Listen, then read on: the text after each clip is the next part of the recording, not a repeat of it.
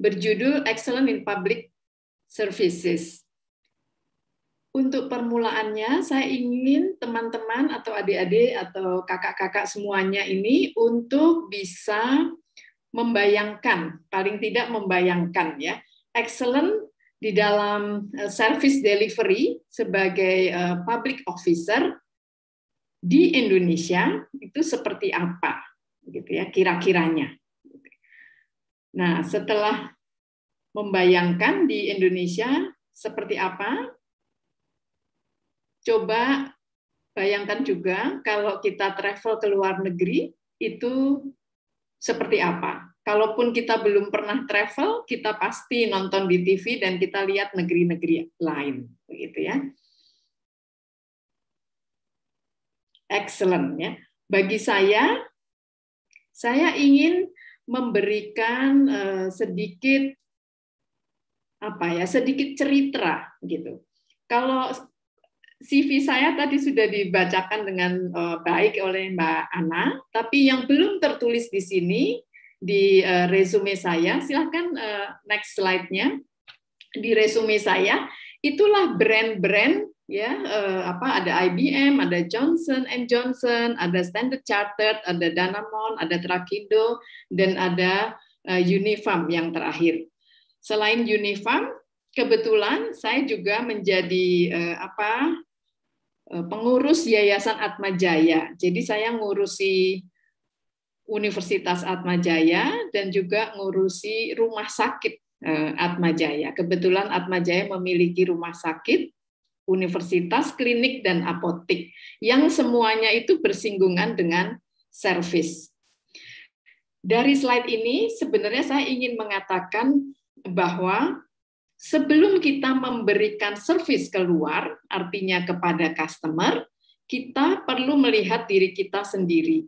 Apakah kita cukup baik ataupun cukup siap untuk mendeliver service begitu. Karena masing-masing orang tentu berbeda ya. Ada yang suka melayani orang lain ya, kalau ASN itu pelayan publik kan tadi disampaikan oleh Pak Marimar tadi ya. Saya berterima kasih sekali pembukaannya itu disampaikan tadi bahwa ASN milenial ini perlu siap begitu ya, perlu siap. Nah, kesiapan yang pertama itu adalah dari diri sendiri gitu. Flashback di kehidupan karier saya memulainya itu dari reception. Jadi saya mulainya itu dari menjadi resepsionis gitu. Disitulah saya belajar banyak sekali bahwa untuk meniti karir tidak cukup formal degree, artinya S1, S2, S3 begitu ya, dan kemudian MBA atau segala sesuatunya atau even certification. Namun kita nggak berubah begitu di dalam kita melihat diri kita sendiri, berefleksi begitu ya. Sebenarnya saya ini siapa gitu. Lalu apa perubahan-perubahan yang mampu saya lakukan untuk diri saya sendiri dahulu sebelum untuk diri orang lain. Nah, jadi di perjalanan karier ini kakak-kakak sekalian ya, adik-adik ASN milenial yang saya banggakan, saya merasa bahwa pendidikan itu perlu disertai dengan kemauan dan komitmen. Untuk apa? Untuk grow yourself. Jadi ke diri kita sendiri, melit diri kita dulu sendiri. Nah, yang saya pelajari dari sepanjang karir saya dan yang membawa karir saya itu terus maju, dan tadi kalau minjem kata-katanya Mbak Ana tadi itu ya, moving forward ya, jalan terus untuk maju, itu kita perlu tahu dari mana kita basicnya. Kemudian apa yang merupakan kekuatan kita dan apa yang merupakan kelemahan kita atau hal-hal yang belum kita tindak lanjutin sehingga itu masih merupakan hal yang perlu di-develop begitu. Nah, saya belajar itu waktu saya di RFC, saya spend 4 tahun, saya belajar bagaimana melayani orang di front line gitu ya, di depan gitu ya. Katakan selamat pagi, smile begitu ya. Kemudian walaupun hidup kita lagi susah tapi pekerjaan kita menuntut kita smile dan greeting. Nah, kita latihan bahwa smile dan greeting itu datangnya dari hati. Karena semua orang pasti bisa merasakannya begitu ya. Lanjut ke setelah 4 tahun di itu namanya radio frequency communication, itu yang RFC ya. Kemudian saya moving ke security company, itu perusahaan saham ya. Yang sekarang itu mungkin merge menjadi Deutsche Bank begitu ya. Bankers Trust itu BT-nya itu Bankers Trust tapi untuk security.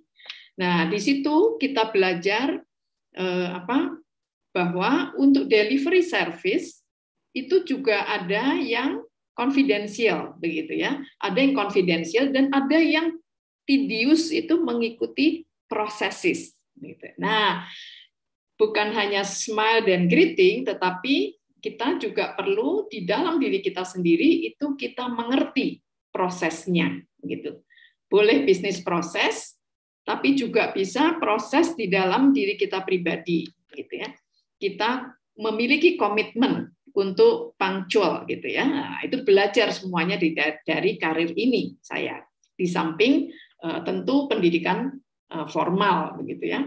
Moving ke IBM, nah itu kali pertama kita perlu belajar mengenai ya zaman dulu itu memang masih mainframe ya. Jadi masih bukan kayak PC ya, tetapi PC-PC besar, desktop, kemudian juga kalau printer itu di ruang-ruang tertutup begitu ya, kita ngeprint rame-rame gitu ya. Jadi siapa yang datang paling pagi dia bisa ambil hasil printannya tadi malam begitu ya, karena dalam antrian gitu.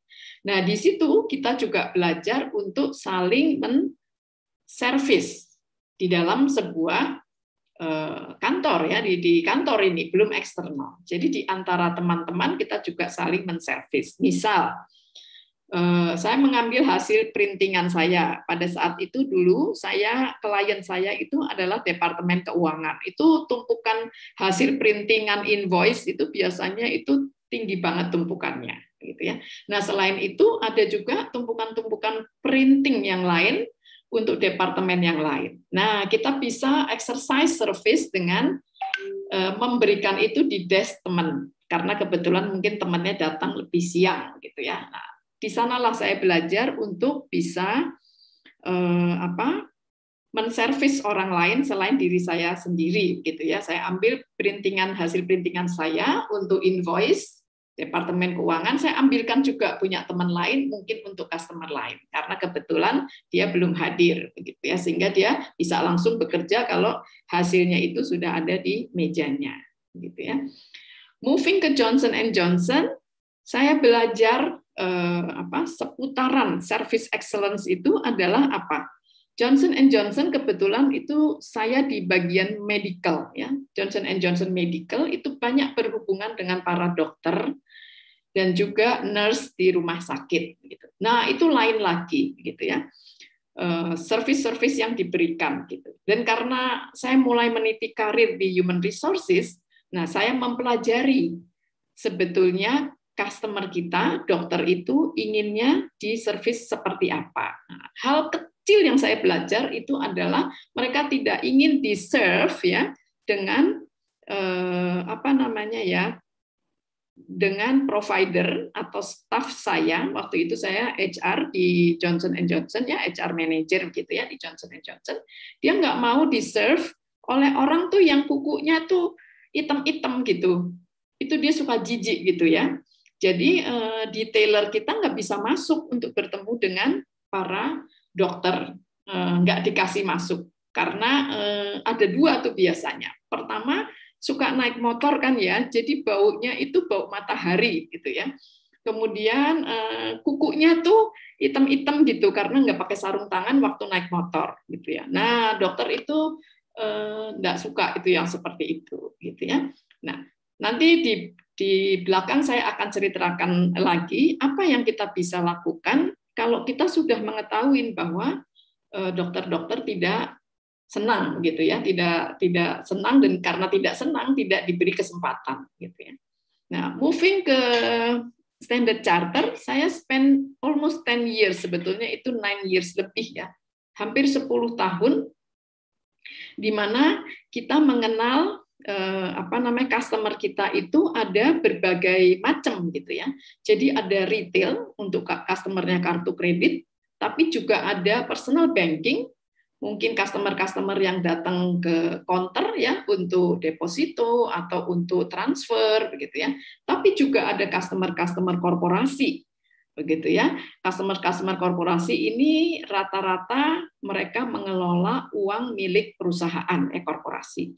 Nah, di samping itu ada juga trading ya. Biasanya itu mereka yang suka exchange uang dengan mata uang yang lain begitu ya. Nah, itu customernya juga modelnya berbeda gitu ya. Jadi ada individual yang kaya raya, ada korporasi yang kita dealnya itu perlu melewati bagian keuangan gitu ya, CFO gitu. Tapi ada juga customer yang retail gitu ya. Ada yang kartu kredit, ada juga yang kalau zaman sekarang itu ngembang menjadi KTA, kredit tanpa agunan. Nah, itu ya. Nah, itu juga banyak interaksi service begitu. Nah, saya ingin mengatakan itu ya. Di moving ke Danamon kita mulai lagi belajar melayani customer itu. Kalau di Danamon itu ada Danamon simpan pinjam. Nah, itu yang menggunakan servisnya itu adalah pedagang-pedagang di pasar yang pinjam uang 1 juta, 2 juta, 5 juta begitu ya. Nah, itu lebih retail lagi. Tentu untuk kita bisa melayani mereka, kita perlu memiliki kompetensi-kompetensi tertentu gitu ya. Nah, moving ke Trakindo itu kliennya itu big giant corporate gitu. Kayak waktu saya di Trakindo itu klien terbesar itu Freeport gitu ya. Nah, jadi untuk bisa kita melayani dengan baik, tentu kita perlu memupuk itu pengalaman untuk bisa pergi ke tambang, masuk ke tambang gitu ya, sehingga kita tahu bagaimana sulitnya customer kita itu menambang begitu ya. Dan Trakindo itu menjual alat berat ya, jadi ekskavator, kemudian juga genset dan segala sesuatunya, dan juga alat-alat besar yang sebesar-besar rumah begitu ya, masuk di dalam underground.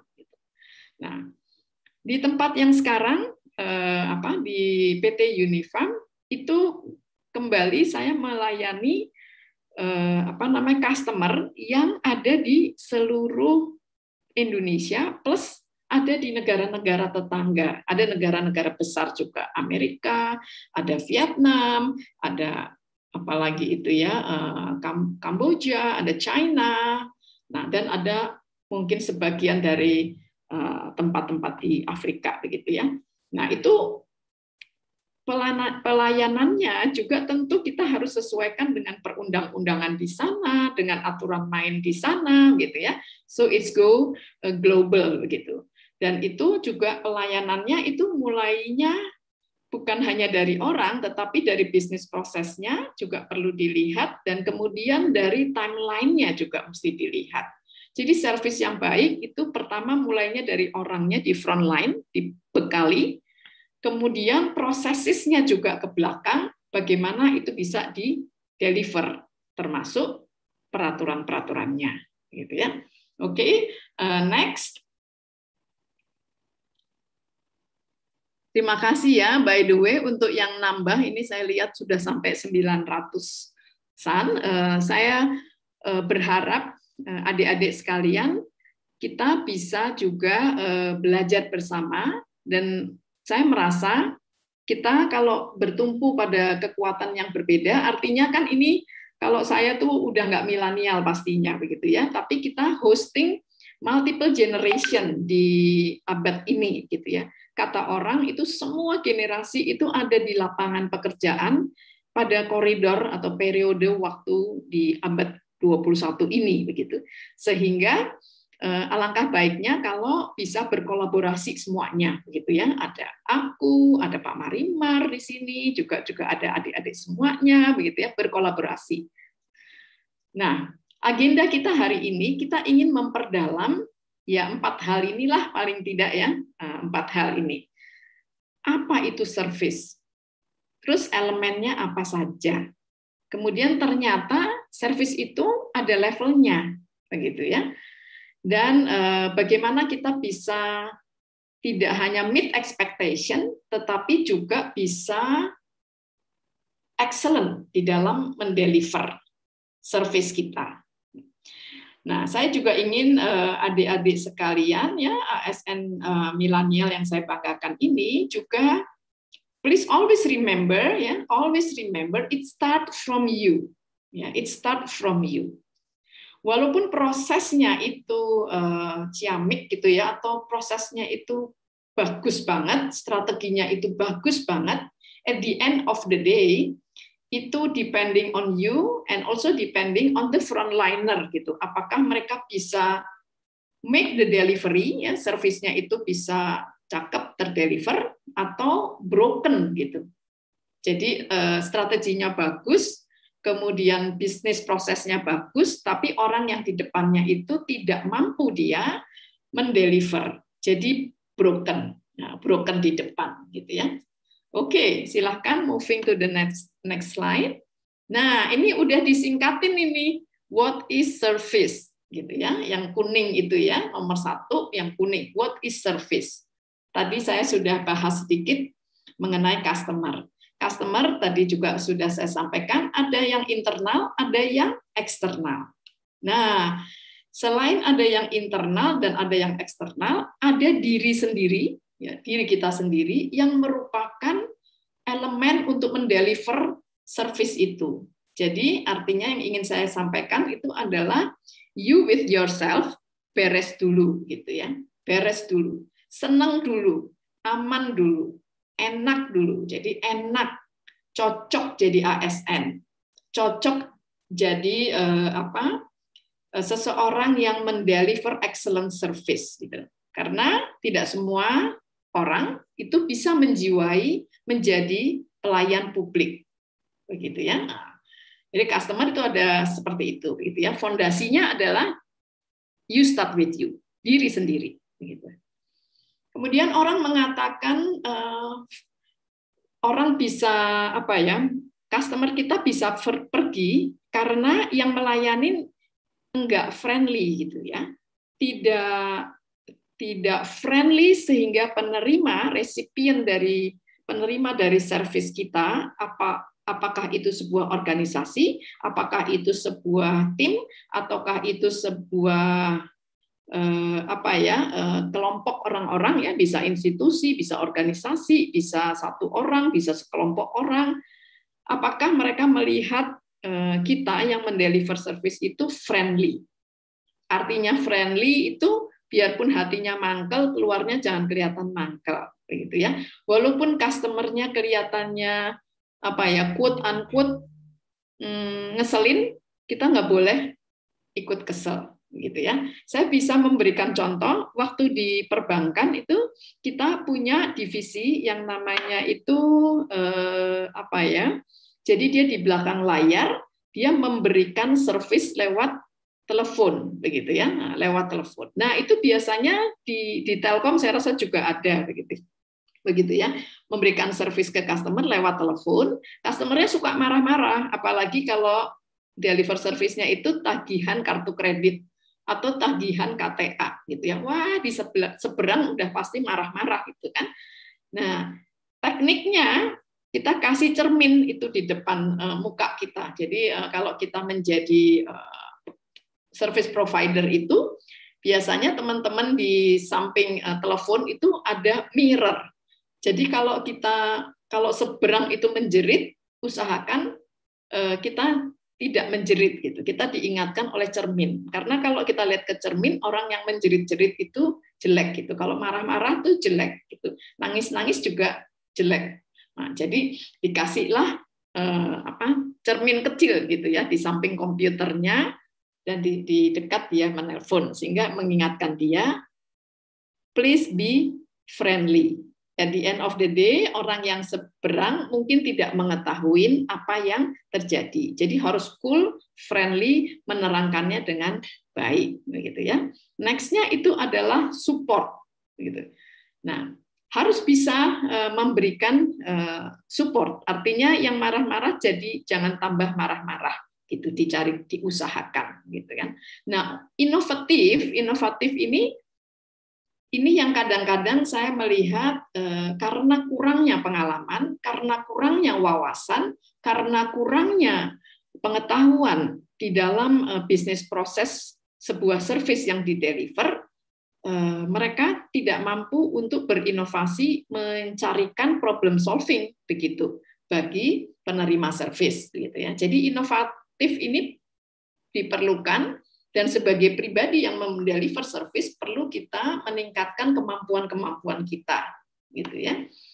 Nah, positif udah pastinya ya, karena kalau negatif itu nanti tambah stres, gitu ya. Jadi perlu kita positif di dalam mendeliver service. Precise dan timely. Kalau precise itu ditanyanya apa, jawabnya jangan yang lainnya, gitu. Jawab sesuai dengan pertanyaannya umpamanya kan, nanti kita di belakangnya kita akan black satu persatu ya. Timely, kita bayangin aja ya, kalau kita ngantri itu paling nggak enak gitu, apalagi yang ngantri kemudian tidak berkepastian kapan mau dilayani gitu. Nah, jadi what is-nya ya, what is service ini adalah paling tidak, this is the very basic ya, customer friendly, support, inovatif, positive, precise, timely. Boleh next? Nah, ini dari para expert lah ya. Ini nanti bisa istilahnya di Google untuk bisa lebih banyak lagi mengetahui mengenai definisi. Ya kan? Kalau ini saya ambilkan yang artinya itu adalah the action of serving, of helping, yang bring benefit gitu kepada penerimanya, begitu ya. Kemudian ketika kita mengkondak, gitu ya, kondaknya kita cenderung untuk welfare orang banyak, masyarakat, gitu ya. Yang jelas semua orang di luar diri kita, gitu ya. Itu welfare atau advantage of other people, gitu. Beside di luar kita, ya kan. Nah, kemudian employment dari public servant itu tadi juga dikatakan ya di depan mesti friendly or professional. Nah, profesional ini yang kadang-kadang itu kejauhan, kalau kejauhan service renderednya kitanya capek atau organisasinya dirugikan. Tapi kalau kurang nggak meet expectation customer gitu. Jadi yang namanya profesional pasti ada boundaries-nya begitu ya, dan biasanya itu diatur di dalam SOP gitu ya, sampai seberapa jauh itu profesionalisme kita gitu ya. Nah, hal yang lain lagi itu di organization atau function of service gitu ya, itu kadang-kadang kita memang kedengarannya seperti apa ya, pelayan publik gitu ya. Pelayan itu kadang kedengarannya enak nggak enak begitu kan, tapi sebetulnya itu merefer pada humbleness, humane gitu ya. Bagaimana tuh kita menjadi orang yang rendah hati ya, bukan rendah diri tapi rendah hati gitu ya, karena kita memberi pelayanan pada orang lain gitu, dan orang lain berharap begitu. Next. Nah, ini golden rule yang saya biasa katakan pada diri saya sendiri gitu.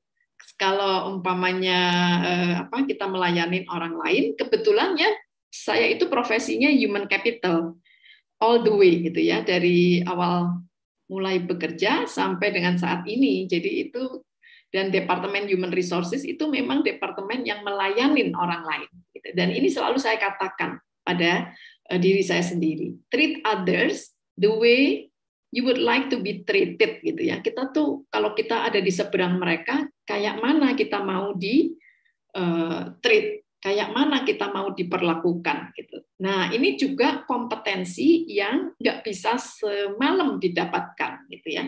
Ini kompetensi yang perlu latihan. Kalau kita menghadapi customer yang lagi marah-marah, nah kalau bayangkan kalau kita di posisi yang lagi marah-marah itu, apakah kita mau dimarah-marahin, tambahin dimarah-marahin, atau malahan kita inginnya dicoba untuk calm down, kayak gitu ya. Dicoba untuk di calm down. Salah satu cara yang paling ampuh itu adalah dengarkan. Gitu. Dengarkan saja, gitu ya.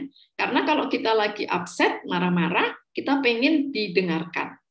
Kalau sudah didengarkan, biasanya emosinya itu turun, begitu. Lalu bisa mulai diajak berdialog.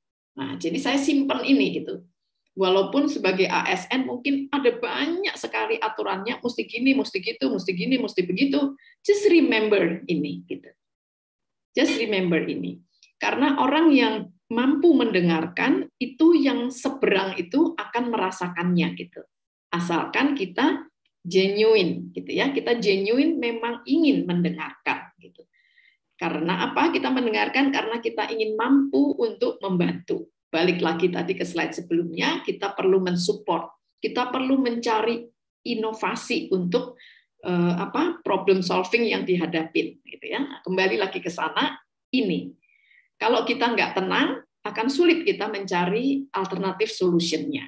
Kita akan terbawa dengan emosi kita dan kita punya kognitif itu terseret-seret gitu ya, terseret-seret sehingga tidak bisa mencari jalan keluarnya gitu ya.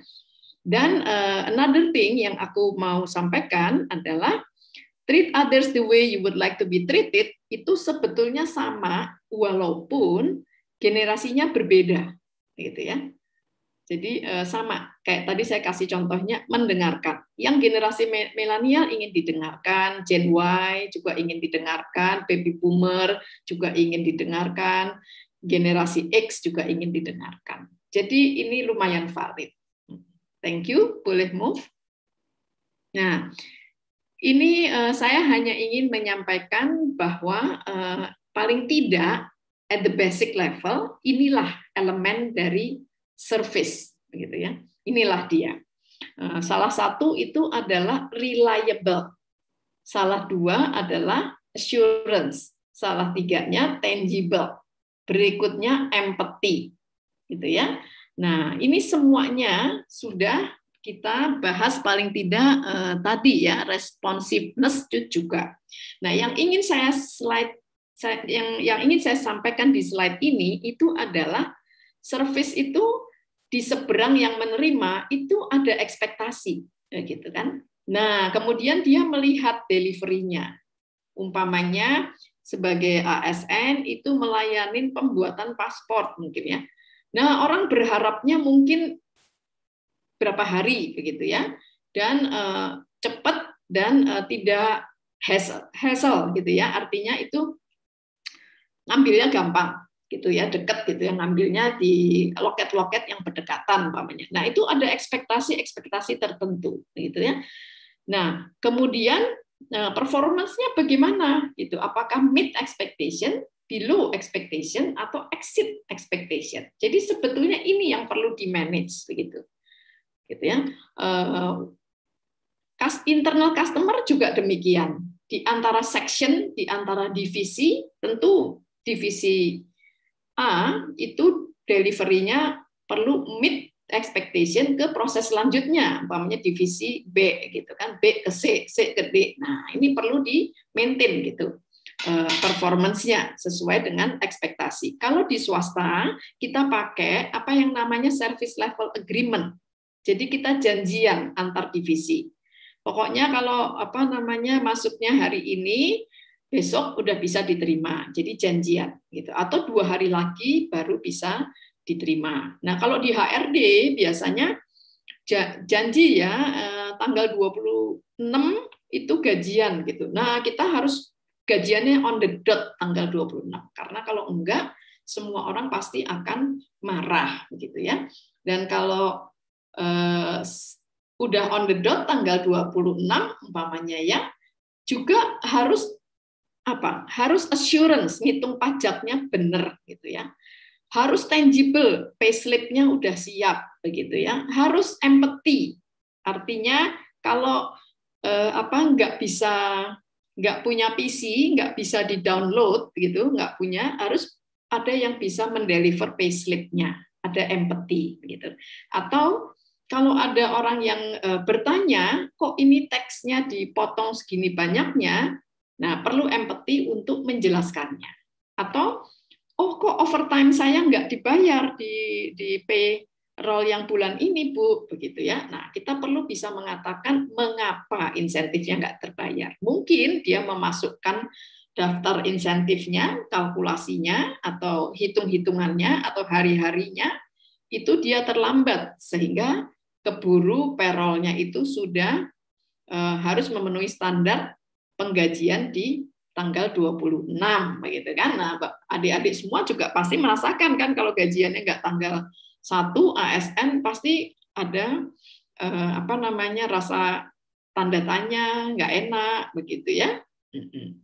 Nah, aku punya cerita. Jadi waktu dulu kita bekerja di Danamon ya, itu kan karyawannya banyak sekali, ada 64.000 di zamannya saya begitu ya. Nah, adik-adik milenial, kakak-kakak semua tentu tahu ya bahwa teknologi itu bisa suatu saat itu down gitu ya. Nah, saya pernah itu, padahal itu down-nya itu hanya a couple of hours gitu, 3 jam atau 4 jam gitu ya. Namun sialnya itu kejadiannya terjadi ketika hari gajian gitu. Hari gajian itu terjadi itu. Jadi malamnya itu waktu di-upload, nggak tahu kenapa teknologinya itu jam, sehingga tidak bisa muncul di masing-masing rekening. Jadi teman-teman ASN ya bayangkan aja 64.000 orang nggak gajian gitu, belum gajian pada jam yang biasanya dia udah lihat gitu ya. Contoh, jam 5 pagi kalau dia ke ATM harusnya sudah ada uangnya di situ. Begitu. Walaupun di dalam perjanjiannya di peraturan perusahaannya itu mengatakan bayarannya itu tanggal 26. Nah, tapi tanggal 26 kan ada pagi, siang, sore, malam. Nah, sebetulnya kita masih belum salah gitu kalau kita tuh bayarnya pagi agak siangan dikit gitu ya. Nah, tapi ternyata ekspektasi customer itu ya, walaupun itu internal customer, itu bayarannya itu jam 5 pagi teng itu udah harus uangnya ada di ATM. Karena ternyata mereka mesti bayar ini, bayar itu, bayar tagihan ini, kadang-kadang juga mungkin karena mereka punya KTA begitu ya. Nah, jadilah kekeosan gitu. Karena saya baru berhasil memasukkan uang di ATM itu, di ATM karyawan itu sekitar jam 9. Nah, bayangkan dari jam 5 sampai jam 9 kan hanya berapa jam itu ya. Tapi sudah bikin chaos semua orang. Begitu ya.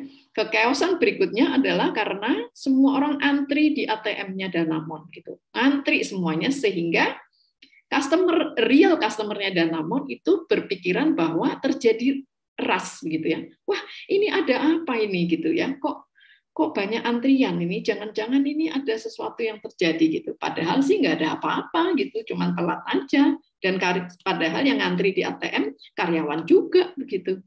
Nah, itu contoh service expectation-nya jam 5 pagi, delivery jam 9 pagi tidak meet expectation. Sudah bikin chaos, sudah bikin orang marah, sudah mencemarkan divisi human capital itu semua orang jadi tahu begitu ya. Nah, karena performance-nya tidak meet ekspektasi.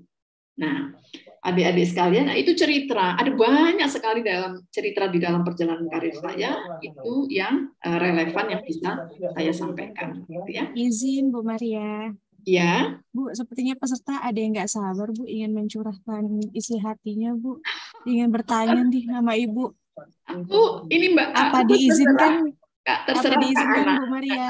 Silakan, Baik-baik. silakan. Itu Silakan. tandanya belajar. Iya. Boleh untuk yang pertama mungkin Bu Eti Handayani. Bisa ditampilkan videonya, Ibu? Bu Eti Handayani, atau yang sudah ready dulu deh, Bapak Ridwan Radif. Pak Ridwan, Pak Ridwan. masih di mute, Pak Bapak. Ridwan masih di mute. Nggak cocok dipanggil Pak Ridwan. Oh ya, Dipanggilnya Mas ini atau Kakak. kakak aja. So how can I help you? Ya, terima kasih atas kesempatannya. Saya Muhammad Ridwan Radif dari Kabupaten Goa, Sulawesi Selatan. Baik, langsung saja. Sekira apa yang dijelaskan oleh Bu Maria tadi, seandainya ditarik ke dalam birokrasi pemerintah, mungkin pelayanannya akan lebih bagus. Tetapi kita tahu bahwa di organisasi swasta dan organisasi publik itu ada perbedaan orientasi. Kalau di organisasi swasta ada profit, itu kan artinya setiap pegawai yang punya inovasi, pegawai yang pelayanannya bagus, ada kemungkinan untuk diberikan reward, sehingga mereka berusaha untuk melayani publik dengan baik. Kalaupun pegawai perusahaan tidak memberikan pelayanan yang maksimal kepada publik, kemungkinan dia sulit untuk survive karena tentu perusahaan di Indonesia akan sangat banyak ya. Bagaimana kalau kita di pemerintah melayani publik baik atau tidak baik, gajinya tetap sama, sehingga tidak ada motivasi untuk melakukan pelayanan yang baik kepada publik. Kemudian juga tidak ada reward bagi pegawai yang mungkin memiliki inovasi atau paling tidak memperbaiki pelayanan yang lambat kemudian menjadi cepat. Itu tidak ada reward. Apalagi kebanyakan promosi jabatan ini tidak berbasis kompetensi, sehingga pegawai tidak ada motivasi untuk melakukan perbaikan, gitu kan. Selanjutnya, sebenarnya pemerintahan kelas dunia itu sudah target pemerintah itu tahun 2025. Salah satu diantaranya pelayanan yang kelas dunia, pelayanan digital. Tetapi sampai hari ini kita hanya beralih dari satu pelayanan manual kepada pelayanan online. Ada budaya pelayanan yang tidak berubah, Ibu Maria. Apa itu yang tidak berubah? Pelayanan masih hierarkis, birokratis, berjenjang, gitu kan? Padahal Undang-Undang 25 tahun 2009 ada asas umum pelayanan publik itu mengatakan pelayanan harus cepat, tepat, gitu kan? Tetapi kenyataan membuktikan di lapangan budaya pelayanan kita, kultur pelayanan kita itu masih sangat bisa dikatakan buruk lah. Kita hanya sekedar menggunakan teknologi, tetapi ada kultur pelayanan tidak berubah. Itu mungkin salah satunya saya ingin tanyakan seperti apa itu Ibu Maria? Karena memang kurangnya kurang reward, kurang apresiasi seperti yang diterapkan di perusahaan, sehingga ASN ini tidak punya motivasi, sehingga pola pikir yang berkembang sampai hari ini tidak berubah, masih menganut misalnya pola pikir yang panjang, berbelit-belit, birokratis, gitu kan. Untuk sementara hanya itu saja, Ibu Maria mungkin bisa diberikan jawaban apa sebaiknya birokrasi ke depan ini supaya punya motivasi untuk mengembangkan pelayanan publik kelas dunia. Kemudian saya saran untuk LAN juga sebaiknya yang diundang juga itu bisa pimpinan OPD, karena salah satu faktor untuk membuat birokrasi kita ini lebih bagus itu strong leader. Saya kira untuk sementara itu saja. Terima kasih atas kesempatannya. Baik, terima kasih. Izin menjawab, Kak Ana. Silakan Ibu. Ya. Sudah cukup jelas ya Ibu pertanyaannya. Oke. Aku panggilnya apa itu? Kak Ridwan. Dari Sulawesi ya tadi itu ya, dari Boa ya. Gini, pertama saya ingin menyampaikan sebuah pertanyaan ya. Kalau umpamanya kakak yang bertanya tadi itu ada di posisi Pak Marimar begitu ya, apa yang akan dilakukan? Nah ini nggak usah dijawab. Jadi nanti kalau pulang Ini pendekatan coaching karena kebetulan saya adalah seorang coach ya. Nah, itu makanya di belakang nama saya ada PCC, itu professional coach ya, career coach begitu ya. Nah, saya ingin nanti kalau pulang ke rumah atau setelah sesi ini, kakak yang bertanya itu coba tanyakan sekali lagi. Apa yang akan saya lakukan, ya kan, di dalam posisinya yang sekarang ini, gitu kan, untuk mencari solusi, begitu. Karena kalau komplain itu that's everybody else can do it, gitu ya. Semua orang tuh bisa. Mesti begini, mesti begini, mesti begini, baru saya begini, gitu ya. Nah, saya ingin menjawab dengan pertanyaan. Nah, fokuskan pada solusi apa yang Anda bisa lakukan di dalam situasi Anda yang sekarang, gitu ya. Karena ciri manusia yang ingin tumbuh kembang adalah dia bisa mencari jalan dari dirinya sendiri. Nah, gitu. Itu satu. Yang kedua, itulah sebabnya ada forum ini, Talent Academy. Dan kakak itu diundang di dalam pool Talent Academy ini. Dengan harapan apa? Membuat banyak perubahan. Sehingga terpotong itu semua orang-orang yang tidak yang menghambat di masa-masa yang lalu, baik karena mereka tidak memiliki kemampuan atau kompetensi ataupun ambisinya juga sudah mungkin nggak ada lagi di sana karena umur juga, mungkin karena satu dan lain hal. Nah, tapi adik-adik semua yang ada di ASN Talent Academy ini itu adalah harapan bangsa, begitu ya. Harapan tanah air, harapan bangsa, gitu ya. Nah, kalau saya di posisi ini, nah yang berikutnya adalah kalau saya di posisi kakak yang bertanya tadi ya dari POA, saya terima kasih sekali. Yang akan saya lakukan itu adalah langkah kecil. Langkah kecilnya itu adalah di dalam kontrol saya, apa yang bisa saya perbuat gitu.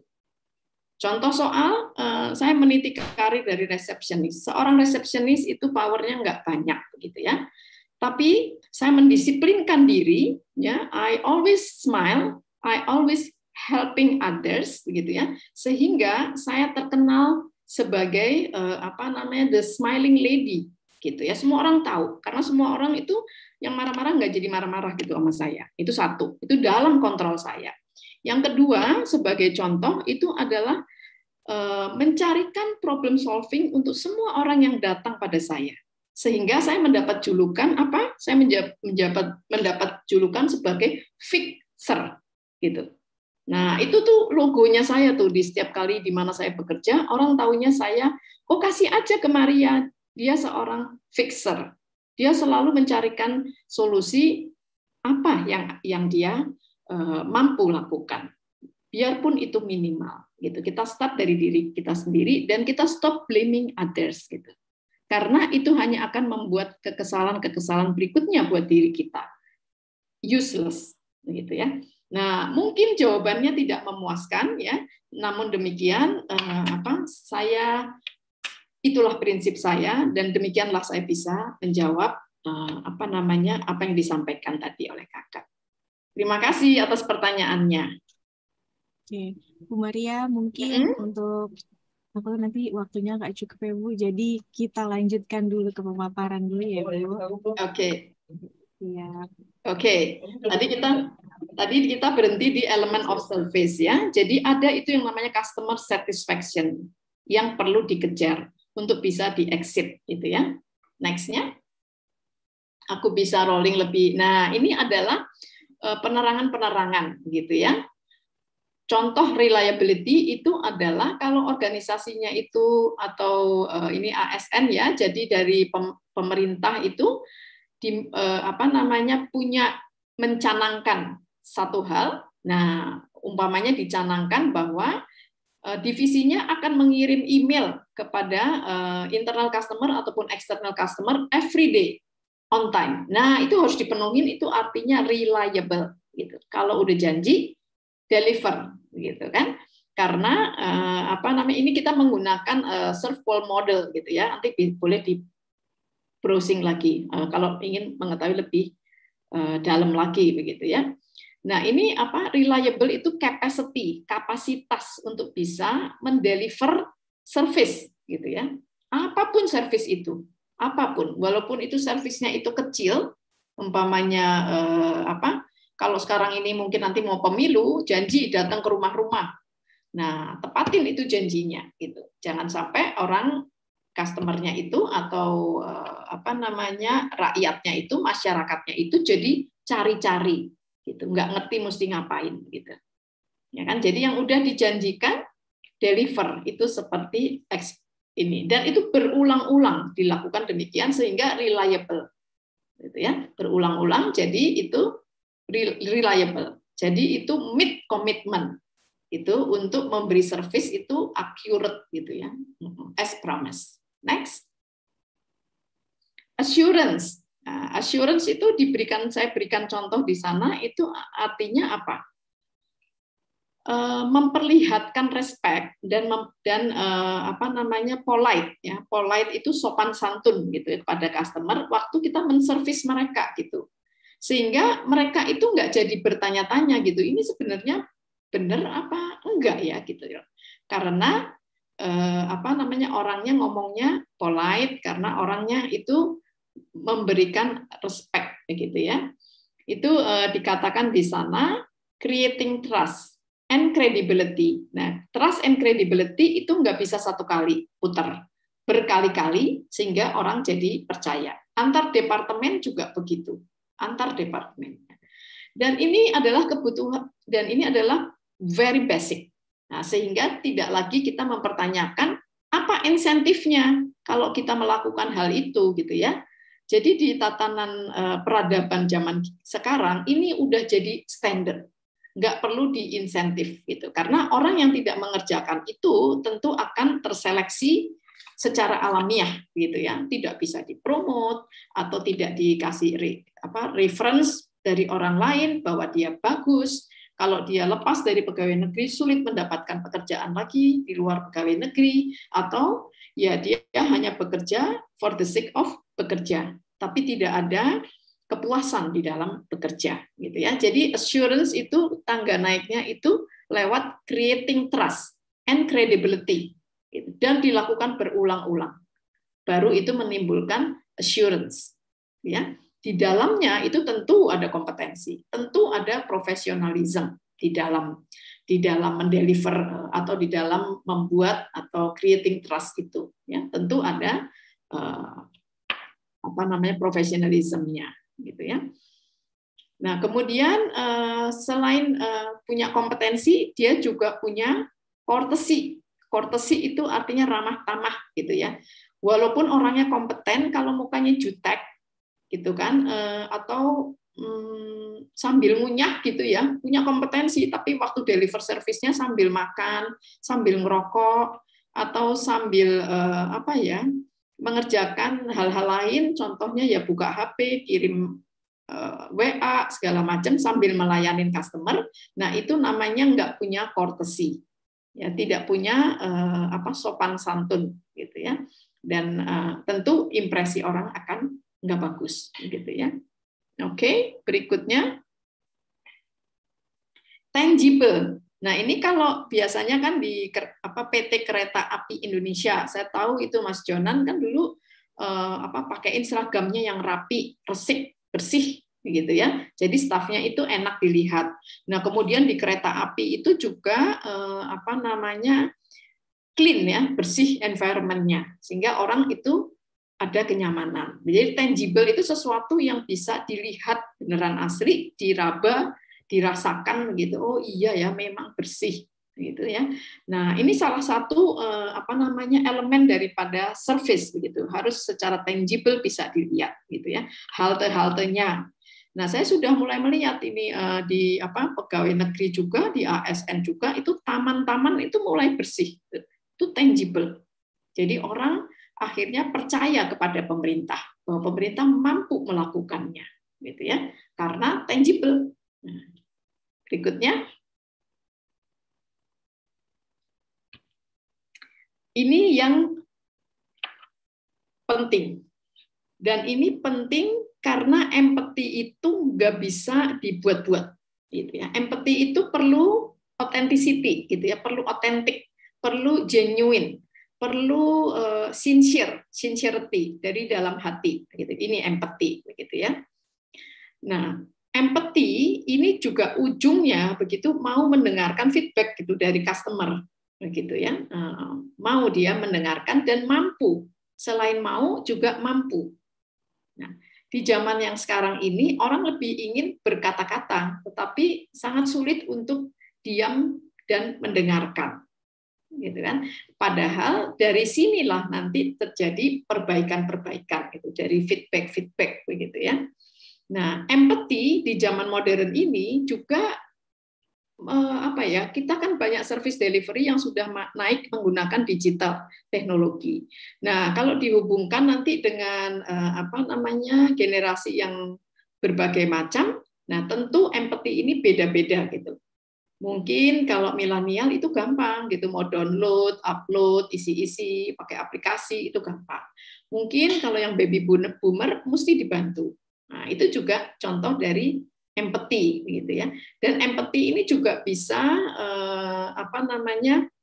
secara fisikal atau secara sosial itu diperlihatkan gitu ya. Contohnya ya kadang-kadang itu yang dari ASN gitu ya atau dari BUMN gitu ya memberikan service tapi mereka ngobrol sendiri gitu. Ngobrol sendiri sehingga orang lain mau nanya, customernya mau nanya atau mau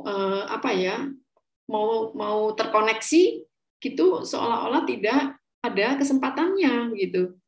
Nah, tidak diberi kesempatan karena asik ngobrol sendiri gitu. Umpamanya kalau antar ASN yang delivery service baik di imigrasi maupun di airport maupun di kereta api transportasi maupun di pelayanan-pelayanan publik yang lain. Nah, itu mereka kadang asik ngobrol sendiri gitu, asik ngobrol sendiri sehingga customer-nya mau mendekat jadi sungkan gitu ya. Nah, kemudian juga ada hubungannya itu dengan komunikasi begitu. Nah, komunikasi itu kadang-kadang bahasanya itu kurang jelas atau kata-kata intonasinya itu kasar gitu ya, atau sulit dimengerti gitu karena kalimatnya terlalu panjang gitu ya. Jadi tidak spesifik. Nah, padahal jenis customer itu berbagai macam ya. Ada yang mudah untuk menerima informasi, ada yang sulit karena berkebutuhan khusus, bisa saja begitu ya.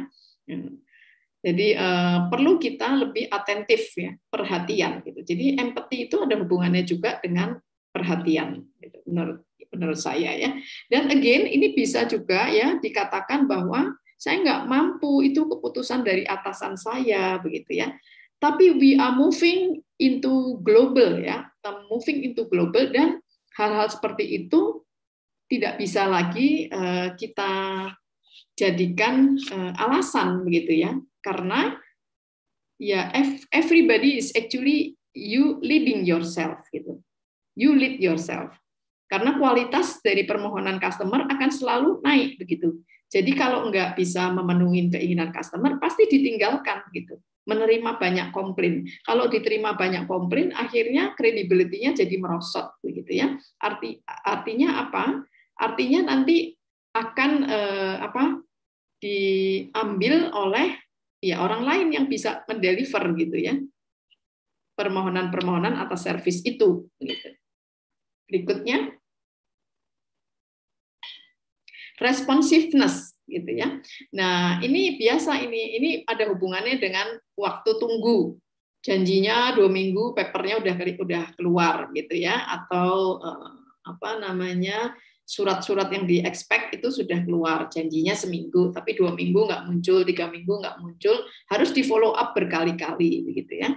Atau terima produknya defect, gitu ya, terus tidak cepat penggantiannya, harus komplain dulu, harus lewatin prosedur yang sangat panjang dan melelahkan, dan ini tentu namanya tidak responsif, gitu ya. Karena responsiveness itu merefer pada eagerness, gitu ya, keinginan untuk supaya customer-nya itu happy begitu ya, dan akhirnya dia direspect. Nah, kalau di beberapa bank pemerintah sekarang juga sudah ada itu, kalau habis layanan tentu ada kayak pencet smiley gitu ya, pencet smiley, aku senang atas servisnya. Nah, itu sudah mulai banyak di mana-mana begitu ya, dilakukan oleh pemerintah, dan saya sangat mengapresiasi sekali, sehingga tidak lagi kita harus mengisi kotak saran, tapi kita pada tempo mana aja kita bisa pencet itu smile. Tandanya adalah kita senang dengan dilayanin oleh provider tertentu begitu ya. Nah, itu saya rasa sudah banyak di airport, di toilet segala macam, itu semuanya udah banyak sekali gitu ya. Dan itu saya rasa itu sangat mendukung perbaikan servis di ASN ya. Oke. Apakah ada yang ingin bertanya lagi ke Ana? Atau mau diteruskan dahulu? Mungkin bisa diteruskan kembali, Ibu. Oke. Nanti setelah pemaparan baru akan saya buka sesi tanya jawab. Oke. Berikut. Ya. Nah, ini jadi ada service itu ada levelnya begitu ya, ada levelnya. Dari yang unacceptable sampai trademark. Trademark itu kalau gaya zaman sekarang itu di kota-kota besar ataupun di netizen itu dia bilangnya itu signature product gitu. Jadi servisnya itu merupakan signature-nya dia. Aku senang pergi ke Bank BNI umpamanya ya. Waduh, servisnya itu trademark banget begitu ya. Artinya semuanya mudah, antriannya juga udah pakai digital, pakai segala macam gitu ya. Nah, itu bisa jadi trademark. Tapi juga ada yang unacceptable gitu ya. Nah, unacceptable ini oke, prosesnya mungkin pemerintah masih broken gitu ya, belum bisa cakep prosesnya gitu, karena mungkin di luar Pulau Jawa internetnya juga mungkin lemot gitu ya, lemi-lepi gitu ya, unacceptable gitu ya. Namun kalau itu dia berhubungan dengan orang dan orangnya itu empathy, orangnya itu responsif begitu ya, reliable gitu, tentu service levelnya juga akan naik begitu. Jadi nggak hanya tergantung dari sistemnya gitu. Back to every one of you gitu kan. You control your destiny gitu ya. Control your destiny. Do whatever you can do sehingga your service level itu tidak under acceptable level gitu. Nah, kalau yang basic ya, kalau basic ini saya boleh katakan ya, ya pokoknya kalau janji besok tuh besok gitu, beneran besok gitu kan. Nah, kalau nggak bisa gimana Bu? Ya kasih tahu orangnya, kasih tahu bahwa Bu ya Pak maaf di WA ini belum selesai BPKB-nya, Bapak BPKB-nya Ibu belum selesai. Jadi nggak usah datang ke Komdak dulu karena belum selesai. Nah, padahal itu basic. Janjinya 2 minggu nggak bisa di-deliver 2 minggu, atau janjinya besok nggak bisa besok. Please inform. Itu udah jadi basic. Kalau dulu customer-nya itu banyak maklum gitu. Oh ya deh nggak apa-apa lah, aku ngerti lah, gini. Tapi there is no more now gitu. Jadi basic itu harus dipenuhin. Good itu harus dipenuhin. Jadi dari basic ke good, gimana caranya Bu naik tangga? Nah, rajin-rajin ambil feedback gitu. Jadi setiap habis selesai pelayanan ambil feedbacknya. Apakah jempolnya naik ataukah turun gitu jempolnya gitu ya. Nah, itu good. Jadi bisa di catching up dari sana. Nah, apa yang dibilang world class gitu ya. World class itu adalah ikutin contoh yang bisa saya berikan itu adalah yang namanya world class, itu unik gitu ya. Umpamanya ada orang-orang yang disable gitu. Ada jalan buat kursi rodanya gitu. Itu termasuk world class ya, ada kursi rodanya. Ada jalannya yang untuk orang-orang disable. Ada yang bantu kalau dia nggak bisa melihat. Ada yang bantu kalau dia nggak bisa bicara. Ada orang yang bisa mengerti mengenai signage ya, kalau nggak bisa bicara kan dia pakai bahasa tangan. Nah, itu hal-hal yang menjadi world class. World class yang lain apa? Ya, environmentally friendly. Mungkin ya, itu yang bisa diupayakan untuk naik kelas karena dunia sudah mengarah ke sana begitu ya. Mengarah pada kalau kasih service, umpamanya jangan buang-buang air. Jadi kalau servisnya itu mengenai pipa, ya kalau ada pipa yang bocor cepat dibenerin. Nah, itu termasuk yang world class karena tidak buang-buang air. Air banyak dibutuhkan di negeri, di tempat-tempat yang sangat-sangat sulit air. Gitu. Itu world class ya mungkin ya. Internet soon going to be world class. Jadi kalau nggak ada lagi orang yang terpencil nggak bisa akses. Nah, itu world class.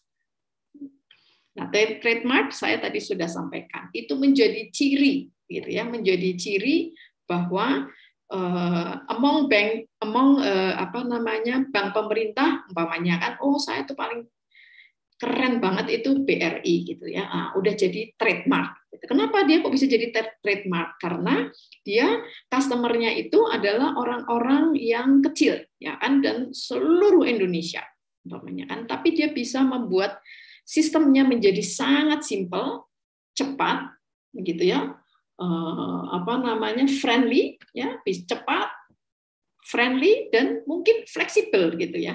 Nah, itu sangat disenangin dan itu menjadi trademarknya, umpamanya BRI, begitu ya. Nah, oke, next ya. Jadi yang jelas ini ada tangga naiknya ya yang tadi ya.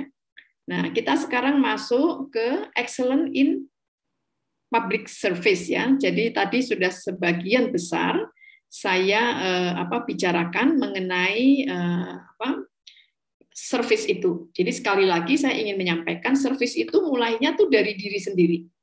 Apa yang bisa dia lakukan tanpa blaming others, begitu ya.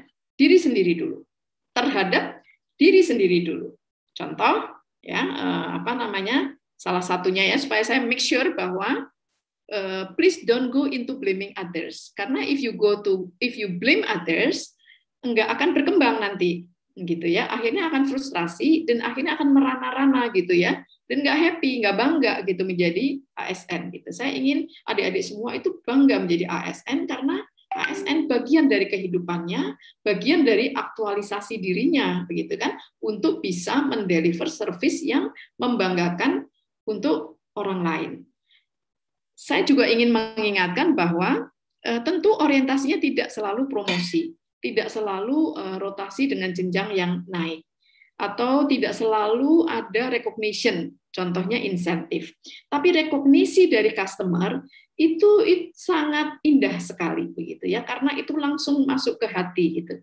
When someone say thank you to you, when someone appreciate you dengan press the smiley button, itu melebihin dari promosi happiness-nya. Karena dengan kehidupan yang satu kali diberikan oleh Tuhan, di dalam kesehariannya, you receive a lot of thank you, thank you, thank you, gitu kan, smiley, smiley, smiley, gitu kan. Nah, itu akan membawa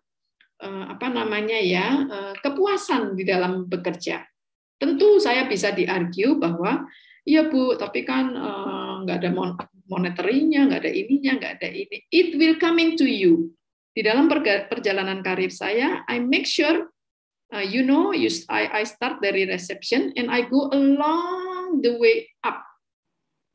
Hanya menggunakan apa? Hanya menggunakan service excellence from yourself. Ya kan? Jadi nanti akan terbuka sendiri jalan-jalannya. Universe-nya itu akan terbuka sendiri. Oke, next. Nah, itu excellent ya. Jadi yang saya maksudkan excellent itu adalah you start from yourself. Oke, you grow from yourself. Nah, ini saya masuk nih pelayanan publik menurut Undang-Undang Nomor 25 tahun 2009 gitu ya. Di situ dikatakan kegiatan atau rangkaian kegiatan dalam rangka pemenuhan kebutuhan pelayanan sesuai dengan PP bagi setiap warga negara dan penduduk atas barang, jasa, dan atau pelayanan administratif yang disediakan oleh penyelenggara pelayanan publik, gitu ya. Buat saya, yang paling simpel di dalam hal ini itu adalah memenuhi, ya kan? Kemudian yang penting kedua adalah melayani. Nah, melayani. Jadi kalau yang namanya melayani, yang dilayani perlu merasa senang, diapresiasi, perlu merasa bangga atas negaranya karena negaranya mampu memberikan service ini. Contoh soal paspor dari 5 tahun menjadi 10 tahun. Banyak sekali yang mengatakan bahwa we love them karena nggak usah 5 tahun ganti buku begitu ya. Dan itu melebihi satisfaction rate-nya itu melebihi dari hal-hal yang lain gitu. Karena apa? Ya karena di bisnisnya itu adalah ASN, pelayanan begitu ya. Oke. Dan pelayanannya itu pelayanan publik. Dan publik itu bisa sekelompok orang, sebuah organisasi maupun perorangan gitu ya. Nah, publik itu termasuk semuanya itu. Berikutnya. Nah, ini adalah azasnya. Tentu adik-adik milenial sekalian itu terekspos lah terhadap ini semua, begitu ya. Jadi asasnya itu ya memang yang diprioritaskan kepentingan umum. Kemudian yang diinginkan oleh resipien itu ketepatan waktu, gitu ya. Yang menerima servis itu pengennya, please deh, waktunya itu jangan molor. Kalau janji buka jam 8, kantornya jangan buka jam 8.30 gitu ya. Kemudian adanya fasilitas atau perlakuan khusus, contohnya adalah teman-teman yang disabel itu harus dimungkinkan untuk menikmati fasilitas yang sama gitu ya. Tentu ya zaman sekarang orang pengennya serba cepat, serba simple dan serba terjangkau begitu ya. Karena kalau enggak ya pasti mati begitu ya. Kita sudah lihat banyak service provider itu yang mati karena nggak cepat, nggak simple, dan memerlukan effort gitu ya, nggak terjangkau gitu ya. Contoh ya lihat aja itu startup itu yang bikin delivery untuk belanja sayur, belanja buah, apapun itu, obat-obatan. Apotek pun sekarang merambah kepada dia harus bisa dengan delivery gitu sampai ke rumah gitu. Kita lihatin kemarin itu pandemi mengajarkan kita banyak sekali hal dan pandemi itu akhirnya membantu service provider untuk bisa menaikkan kelasnya karena resipiennya, penerima servisnya menuntut itu.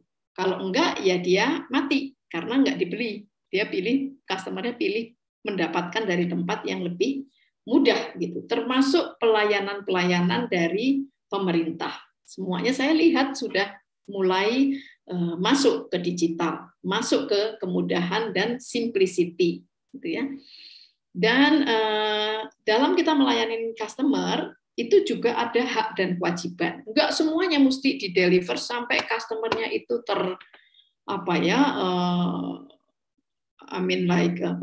terhappy tapi over the board gitu. Artinya tuh pemerintahnya rugi gitu karena hanya ingin membahagiakan penduduknya. Tentu ada keseimbangan hak dan kewajiban. Jadi pemerintah mengerjakan ini, publik harus merawatnya. Pemerintah memberikan taman-taman dan kemudian taman-taman yang resik, tapi tentu mengharapkan rakyatnya jangan buang sampah sembarangan gitu ya. Dan tidak diskriminatif, artinya itu pelayanan publik itu for all, gitu kan. Dan keterbukaan, good corporate governance itu bagian dari good corporate governance, dan code of ethics itu adalah transparansi. Dan tentu partisipatif tadi saya sudah sampaikan ya, rakyatnya juga harus diedukasi untuk mampu berpartisipasi tanpa blaming each other begitu ya. Dan kesamaan hak sudah tadi ya, akuntabilitas itu menimbulkan kepercayaan ya. Percaya bahwa akan dideliver, percaya bahwa kantor imigrasi ini akan bertanggung jawab, percaya bahwa unit kasir itu akan menghitung uangnya dengan benar dan mengembalikan dengan benar gitu ya. Kemudian ada kepastian hukum, itu artinya apa? Boleh komplain customer-nya. Jadi ada lembaga konsumen juga di sana, kemudian juga ada undang-undang yang memprotek dia. Nah, ini juga sama ya, profesionalism itu nggak bisa overboard, artinya berlebihan, ya, sehingga menimbulkan biaya yang sebetulnya tidak perlu ditanggung oleh pemerintah gitu. Jadi profesional itu ada koridor-koridornya. Silakan. Berikutnya. Nah, ini ada 4 faktor layanan publik yang bisa dikatakan itu ya bolehlah berkelas dunia gitu. Yang paling saya senang ataupun mengangkat kualitasnya itu naik adalah monitoring dan evaluasi gitu. Jadi nggak apa-apa, servisnya nggak sempurna karena kebatasan anggaran, karena keterbatasan jumlah manusia di unit tersebut, ya tentu tidak bisa optimum, gitu kan? Atau ada yang banyak yang sepuh, kurang yang muda-muda, jadi kurang dinamis. Tapi sepanjang ada monitoring dan evaluasi, tentu bisa bergerak naik, gitu. Nah, yang payah itu kalau nggak ngerjain monef ini gitu ya. Jadi kalau bahasa Sundanya itu kieu wae gitu dari dulu 30 tahun yang lalu, 40 tahun yang lalu seperti itu saja begitu. Yes, kayak itu aja. Alasannya apa? Alasannya karena peraturannya itu tidak pernah direview. Alasannya itu karena equipment-nya tidak ada. Alasannya itu karena kompetensinya itu tidak ada bimbingan, tidak ada training, tidak ada development, atau alasannya karena kurang briefing gitu ya. Nah, alasan-alasan itu di zaman modern ini semuanya itu bisa dijawab oleh Google. Nah, yang penting apa? You have growth mindset gitu. You as individu have growth mindset. Juga leader-leadernya. Leader-leadernya berpikiran terbuka dan bisa belajar proactively. Dari mana? Dari Google. Nggak perlu lagi terlalu mengandalkan central office. Gitu. Tentu untuk sebuah kebaikan bisa dikonsultasikan, tapi inisiatifnya bisa bottom up. Tidak perlu selalu top down. Dan saya sudah melihat banyak sekali di pemerintah melakukan terobosan-terobosan itu. Contohnya di Departemen Keuangan. Banyak sekali terobosan-terobosan di sana dilakukan dengan berani, tetapi tentu calculated gitu ya. Itu dari mana mereka mengerjakan? Dari monitor dan evaluasi. Gitu ya.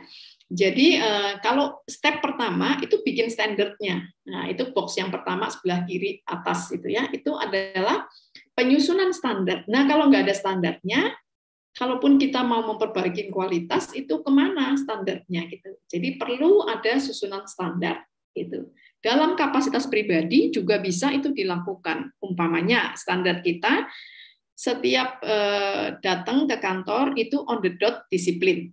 Nah, saya juga bikin standar seperti itu ya. Jadi pagi hari aku olahraga selalu 7 hari 1 jam pertama setelah bangun tidur, setelah berdoa itu adalah jalan kaki 5 kilo gitu ya. Nah, kita disiplin mengerjakan itu.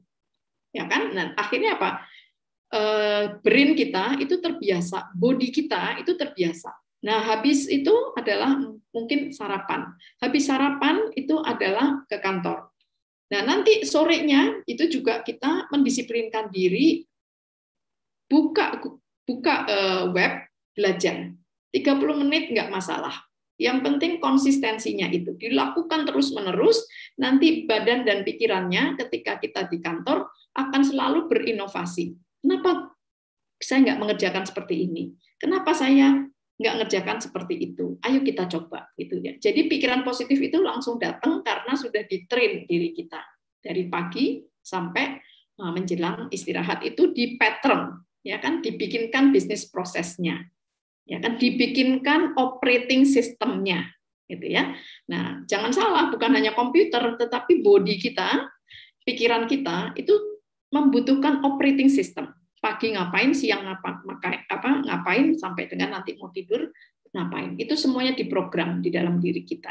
Dibikinkan standar. Sehingga kalau nanti bangun pagi nggak jalan kaki, langsung badannya itu minta jalan kaki. Gitu. Karena standarnya adalah jalan kaki pagi. Gitu ya.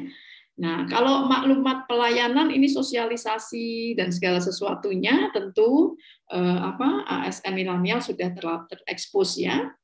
Nah, yang belum itu juga yang ini kanan bawah. Tindak lanjut itu loh. Kalau ada pengaduan itu ditindaklanjutin.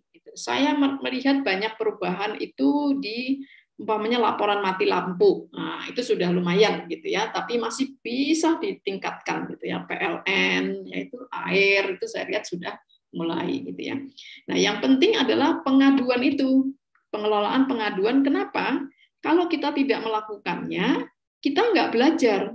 Sebagai pribadi kita nggak belajar, sebagai tim kita nggak belajar, sebagai pemerintahan kita nggak belajar, jadi akhirnya tidak bisa menaikkan standar karena tidak ditabulasi, gitu ya. Apa pengaduannya dan apa actionnya atas pengaduan itu, gitu ya. Jadi service itu sama feedback itu temenan dia. Servisnya bisa naik karena mendengarkan feedback, gitu, dan mengelola pengaduan itu untuk kebaikan. Jadi ini 4 faktor pelayanan sebetulnya muter-muter di sini. Saya paling senang itu adalah monitoring dan evaluasi. Biarpun strateginya itu tidak strategi skala dunia, ya kan, tidak world class, tapi asal dikerjakan yang namanya monitoring dan evaluasi, tentu tangga service bisa kita naikkan dari basic ke good, kemudian sampai ke trademark, gitu ya. Silahkan slide berikutnya. Nah, ini juga sesuatu yang mudah untuk dicerna. Jadi saya buatkan ini supaya mudah untuk dicerna. Ya, jadi pelayanan itu kalau boleh itu ada kepastian, gitu, ada kejelasan, tahu siapa yang bertanggung jawab, akurasinya juga tepat. Gitu. Dan yang paling penting adalah simple, sederhana. At the end of the day, customer-nya hanya ingin basic-nya terpenuhi dulu, kemudian alhamdulillah kalau bisa sampai exit expectation. Ya. Otherwise itu bisa secara bertahap tuh dinaikkan, gitu ya. Nah, terkadang juga sarananya itu sebetulnya ada, tapi maintenance-nya itu jelek banget, gitu ya. Jadi akhirnya sarananya jadi nggak ada karena udah rusak, karena tidak di-maintain. Saya melihat banyak sekali kelemahan ASN ya di dalam memprovide service ini adalah tidak melakukan maintenance alat, begitu. Apapun alat itu ya, sehingga kelengkapan sarana dan prasarana cepat rusak, begitu. Pinter bangunnya, kurang pinter masih belum pinter untuk merawatnya, gitu ya. Dan aspek safety, keamanan sering menjadi titik lemah, gitu ya, karena mungkin kurang ada komitmen atau belum ada komitmen untuk bisa dilakukan simulasi terus-menerus, gitu ya, mengenai keamanan ini, gitu ya, keamanan, kedisiplinan. Nah, itu masih menjadi gaps kalau dari yang saya lihat ya, kesopanan, kenyamanan, ya itu oke lah, gitu ya. Nah, ini semua harus ada standarnya sehingga bisa dimainkan, bisa ditingkatkan, gitu. Nah, saya juga ingin mengatakan bahwa if you are not growing, you dead, gitu ya. Karena apa? Proses sekarang ini cepat sekali, pergantian. Lihat aja di robotik gitu ya, semua itu moving so fast, gitu, gitu. Sehingga kalau kita nggak ikutan berlari-lari di papan service yang diharapkan, we are going to die soon or later, pasti itu die. Karena hakikat hidup itu adalah terjadinya pertumbuhan, gitu kan. Lihat aja pohon, gitu ya. Kalau hidup dia pasti bertumbuh. Nah, jadi kalau nggak bertumbuh berarti kan stagnan. Itu sama dengan mati. Hanya ada yang mati cepat, ada yang mati lambat, begitu ya. Next. Nah, ini saya senang nih dari Pak Jayendra. Dia mengatakannya simpel banget kok ya. Ini ada bukunya, nanti boleh dilihat lagi ya, dibaca ya. Melayani itu tugas mulia loh, gitu ya. Jadi itu artinya tugas mulia apa? Artinya nanti itu ada insentifnya loh setelah kita tidak lagi di dunia ini, gitu kan?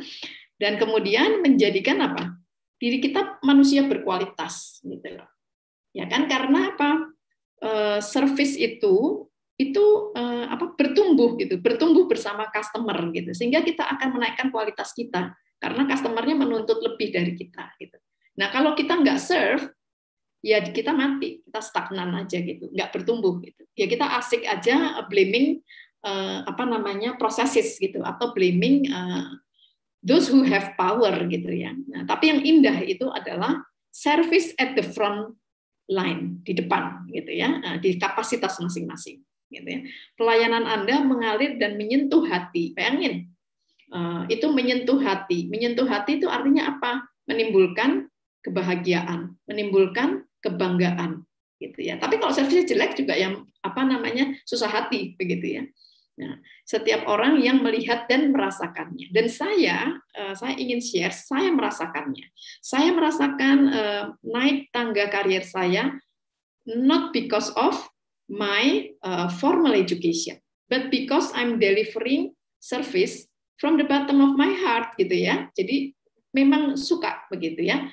Makanya memilih juga adalah profesi yang memang memberikan service, yaitu human capital gitu, itu memberikan service gitu. Tapi saya sudah cek, walaupun saya di human capital, saya doing some business juga karena saya ingin melayani dengan lebih bagus. Maka di masa-masa saya jauh lebih muda, saya biasa pergi bonceng detailer yang jualan alat kesehatan ke dokter-dokter gitu. Aku bonceng, jadi saya mendengarkan apa yang disenangin oleh dokter dan apa yang bisa dideliver oleh SDM yang saya hire gitu. Dan itu menjadi kebiasaan. Saya juga turun ke tambang Freeport gitu karena saya ingin tahu teknisi kami yang ada di bawah-bawah sana bagaimana perasaannya. Sehingga kalau saya merekrut teknisi, saya tahu teknisi seperti apa yang tahan mental, nggak lihat matahari, pagi, siang, malam, rasa malam gitu ya. Setiap saya telepon selalu mengatakan selamat malam Bu gitu ya, karena gelap terus di bawah. Itu saya ada empati. Nah gitu ya. So I think next-nya apa ini? Udah habis kayaknya ya. Next slide. Ya, mungkin ya. Saya senang kalau bisa bertanya jawab. Saya rasa kita cukup punya waktu dan kita bisa belajar bersama. I hope saya nggak terlalu banyak berbicara, tapi saya berharap bisa diambil makna-maknanya begitu ya, untuk bisa merubah diri, memberikan